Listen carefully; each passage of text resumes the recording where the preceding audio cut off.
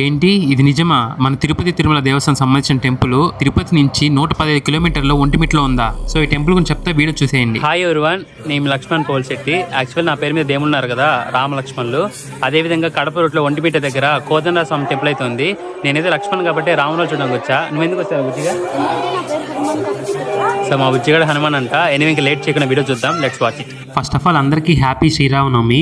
ఈ శ్రీరామనవమి రోజున ఈ టెంపుల్ ఎక్స్ప్లోర్ చేయడానికి చాలా హ్యాపీగా ఉంది. ఆంజనేయ స్వామి రక్షణతో ఎదురుగా 3 గోపురాలతో లోపల ఉంటారు స్వామివారు. అయితే మన రాములవారి టెంపుల్ అయిన భద్రాచలంకి ఎంత నేముందో అంతే నేమ్ ఈ ఒంటిమిట్టుకుందంట.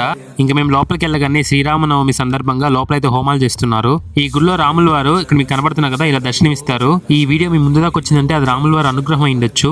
ఇంకా ప్రసాదం తీసుకోవడం తినేసాము. ఇందాక చెప్పాను కదా తిరుమల తిరుపతి దేవస్థానం సంబంధించిందని. ఇక్కడ అన్నదానం ఫ్రీగా చేస్తారు. అంతేకాదు ఇక్కడ తిరుమల లడ్లుగా దొరుకుతాయి. మీరు ఎవరైనా ఈసారి కడప రూట్లో వచ్చినప్పుడు ఒంటిమిట్ట టెంపుల్ ఖచ్చితంగా విజిట్ చేయండి. ఈ రోజు రామాయణం విన్నా చాలా మంచిదంట.